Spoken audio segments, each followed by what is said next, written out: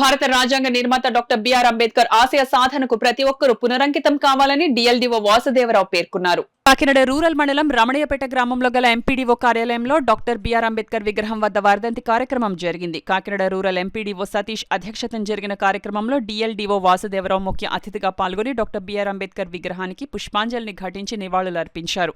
అదేవిధంగా కార్యాలయం ఏవో భీమశంకర్రావు, ఎన్ఆర్జీఎస్ సిబ్బంది పాల్గొని డాక్టర్ బిఆర్ అంబేద్కర్ విగ్రహానికి పుష్పాంజలిని ఘటించి నివాళులర్పించారు.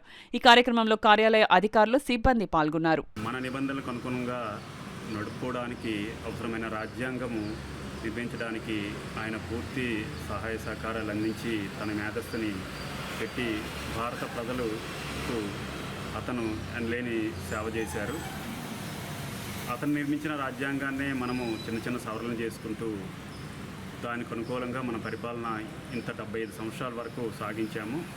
సో అది విజయవంతంగా సాగిందని చెప్పడానికి మన యొక్క భారతదేశ అభివృద్ధి మనకి తార్కాణంగా నిలుస్తుంది.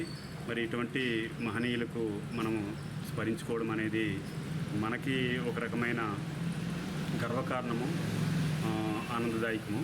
ఈ సందర్భంగా అందరికీ నా తరపున ధన్యవాదాలు తెలియజేస్తూ ముగిస్తున్నాను. రాజ్యాంగ నిర్మాత వారికి నివాళులు అర్పించుకోవడం జరిగింది.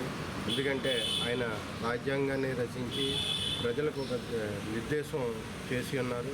ఇప్పుడు ఆయన అనుగుణంగానే మనందరూ ఈ రాజ్యాంగం పట్ల ఆయనకి ఇచ్చిన గౌరవం ఆయన్ని అనుగుణంగానే మనం ఈరోజు జీవనం సాగిస్తున్నాము. ఈ సందర్భంగా ఆయన్ని తలుచుకోవడం మన కర్తవ్యంగా భావించి ఈరోజు ఆయనకి నివాళులు అర్పించడం జరిగింది.